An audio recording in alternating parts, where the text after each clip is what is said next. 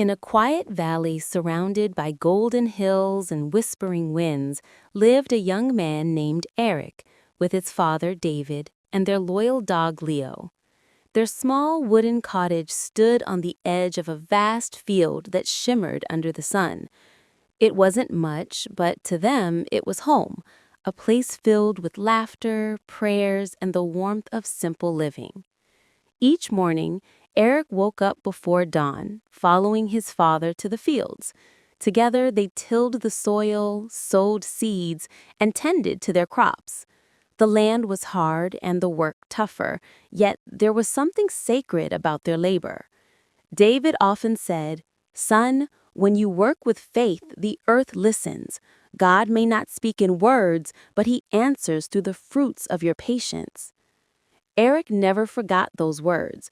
Even when the rains delayed or the crops withered, his father's calm presence reminded him that life's trials were temporary. Faith was eternal. At night, they sat outside under the stars while Leo rested at Eric's feet. David would tell stories about their ancestors who had faced storms, famine, and war, yet survived because they never lost faith.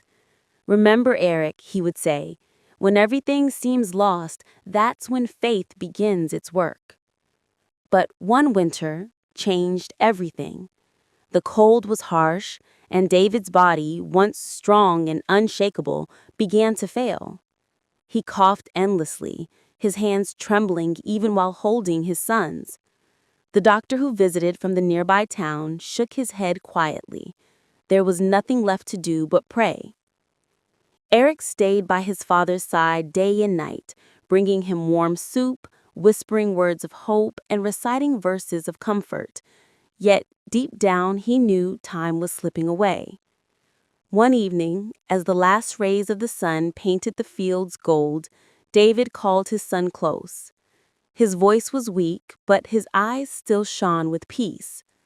"Eric," he said softly, "life will test you more than you can imagine. You may lose everything you own, but don't ever lose your faith. It's the only treasure that will carry you through the storms. Promise me that, no matter what happens, you will keep believing." Eric held his father's hand tightly, tears falling onto the blanket. "I promise, Father, I will never give up." That night, the valley went silent. David passed away in his sleep, his face serene as if resting in the arms of heaven. Days turned into weeks, and Eric buried his father beneath the old oak tree where they once prayed together. The fields stood empty now, and the laughter that once filled their home faded into the wind. Only Leo remained, sitting by the grave every morning, guarding the memory of the man who had taught them to believe. Eric tried to keep the farm running, working from dawn to dusk, but one fateful night, as thunder rolled across the sky, lightning struck the barn. The dry wood caught fire instantly.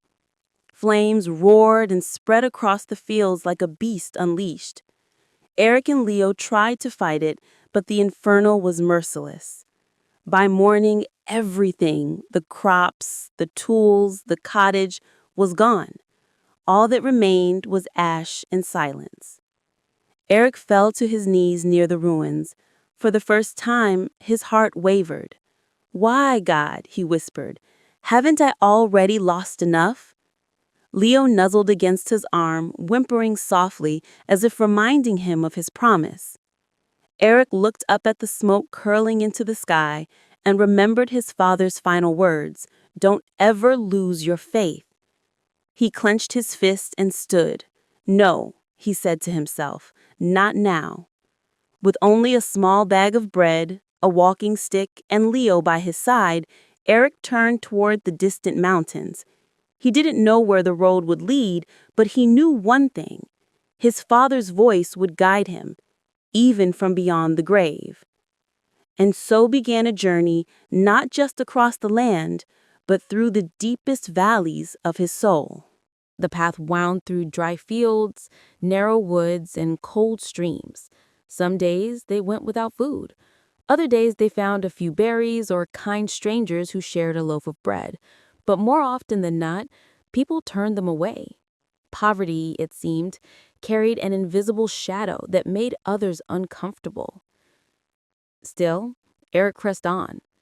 At night he slept under the stars, using his tattered coat as a blanket and Leo's warm fur as comfort. Sometimes in the silence of the night he would talk to his father, not aloud but in his heart. "Father," he would whisper, "I'm trying to stay strong. I still believe. I just don't know what to do next." And somewhere within he could almost hear his father's gentle voice reply, "Keep walking. Faith doesn't always show the path. It only gives you the strength to move forward." Weeks passed.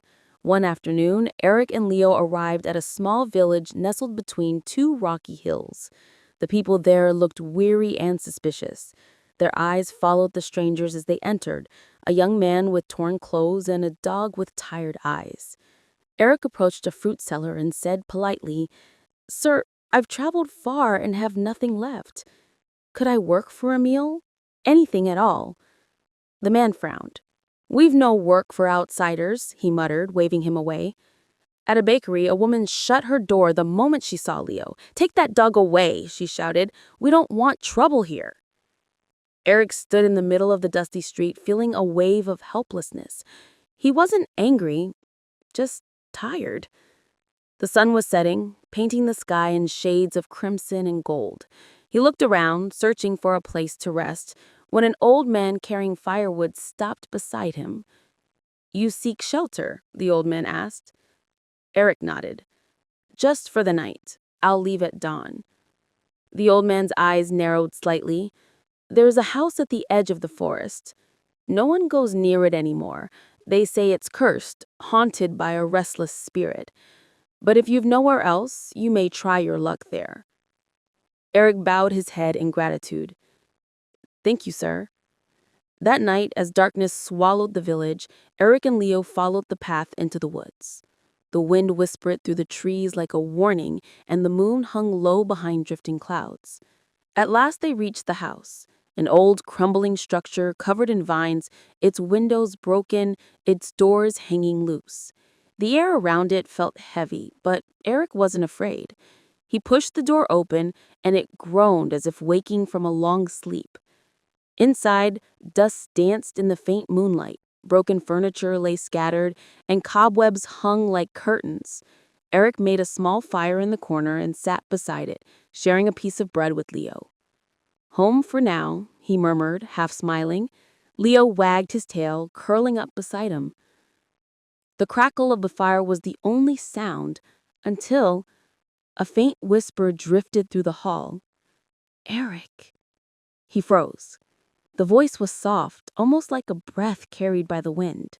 He looked around, but no one was there. Leo lifted his head, ears twitching, eyes alert. Then came the voice again, this time clearer, echoing from the shadows. "Why have you come here, traveler?" Aaric stood slowly, gripping his walking stick. His voice didn't tremble when he answered. "I came seeking shelter. I meant no harm." The air grew colder. From the darkness emerged a pale, shimmering figure, a spirit draped in tattered robes, its eyes like fading light. "Others came before you. All sought the treasure buried here. All were driven by greed, and all were cursed for their hunger. But your heart feels different." Aaric took a step forward, unafraid. "I don't seek gold. I seek peace. I've lost my father, my home, and everything I had. I only wish to rest for the night." For a long moment, silence filled the room. The spirit's eyes softened, as if recognizing truth in his words. "Faith," it whispered, almost to itself. I had forgotten what that felt like. Then, like a fading candle, the spirit vanished into the air. The fire flickered, and a calm warmth spread through the house. Aaric sat down again, his heart steady. Leo rested his head on Aaric's lap, as if sensing that something sacred had just happened. That night, Aaric slept peacefully for the first time in months, unaware that the dawn would bring not fear, but a revelation that would change his life forever. When the first light of dawn crept through the cracked windows, Aaric awoke to a strange stillness. The night before felt almost like a dream. The spirit's voice, its sadness, its sudden disappearance. For a moment, he wondered if it had truly happened, or if his weary mind had imagined it. Leo stirred beside him, tail wagging softly, his golden eyes reflecting the morning sun. Aaric smiled faintly. "We made it through another night, old friend," he whispered. He stood and looked around the decaying room. The air felt lighter, almost peaceful, as if some unseen burden had been lifted. Dust still covered the floor, but now a faint trail of disturbed earth led toward the far corner of the room, a place he hadn't noticed before. Curiosity guided him there. As he knelt, his fingers brushed against the wooden floorboards. One of them was loose. He pried it open, revealing a hollow space beneath. Inside lay an old chest, its surface blackened by time, but adorned with faint carvings of vines and stars, symbols of faith and renewal. Aaric hesitated for a moment. He wasn't thinking of treasure or riches. He was thinking of the Spirit's words. Faith. I had forgotten what that felt like. Still, something within him urged him to open it. When he lifted the lid, a soft golden light spilled out, illuminating the dusty room. Inside lay not only gold coins and jewels, but also a small scroll sealed with wax. Aaric picked it up carefully and unrolled it. The parchment was old, but the words were clear. To the one who enters this house, not with greed, but with faith. Know that this treasure was not meant for the rich, but for the pure of heart who trust in God's unseen hand. Use it not for pride, but for purpose. Aaric's eyes welled up. He closed the chest, his heart heavy with gratitude rather than desire. So this was the test, he murmured. The Spirit's presence returned then, faint but warm, filling the air like a soft hymn. You have passed where others failed. For true wealth lies not in gold, but in the faith that survives loss. Take what you need, and let your kindness rebuild what the fire took. And with that, the light faded completely, leaving behind only silence, the kind that feels like peace. Aaric sat quietly, tears slipping down his cheeks. He looked at Leo, who gazed back with eyes full of trust. "Come on, boy," he said softly. "We have work to do." The weeks that followed became a new chapter in Aaric's life. He took a portion of the treasure and returned to his valley, the same valley that once burned in despair. The land was barren, the air heavy with the memory of ash, yet when Aaric stepped on the soil, it felt alive again. He rebuilt the cottage, brick by brick, with his own hands. He replanted the fields, blessed them with prayer, and worked the soil until green shoots began to rise once more. With the remaining gold, he built a small well and invited nearby villagers to draw water freely. At first, people hesitated, remembering how poor he once was, but when they saw his sincerity, they came, not just for water, but for hope. Aaric helped the hungry, cared for the sick, and offered shelter to travelers with nowhere to go. Word spread of the man who had lost everything, yet lived as if he owned the world. One evening, as the sun dipped behind the hills, Aaric stood before his father's grave beneath the old oak tree. The wind brushed through the leaves like a whisper from heaven. He placed his hand on the gravestone and smiled. "Father, you were right. Faith was the only treasure I ever needed. Everything else followed." Leo barked softly beside him, as if agreeing. Aaric laughed, the same warm, genuine laugh that once filled the valley years ago. From that day onward, the valley was no longer known for its tragedy, but for its light. Travelers spoke of it as the Valley of Faith, where the fields never dried and where kindness was the only language spoken. And though many came to see the man who found the lost treasure, Aaric never spoke of the gold or the spirit. He would simply say, "The real treasure is not beneath the floor or hidden in the earth. It's in your heart, waiting to be awakened by faith." As years passed, Aaric grew old, but his eyes never lost their brightness, that same glow of unwavering belief. When people asked him how he endured so much loss, he would smile and say, "Because I never walked alone. My faith walked with me, even when no one else did."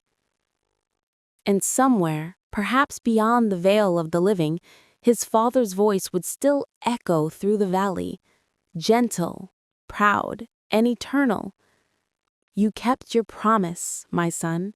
The story of Aaric and Leo became a legend, told to every child who lost hope, every traveler who lost direction, and every soul who forgot how to believe. Because sometimes the greatest miracles are born not in moments of comfort, but in the ashes of pain.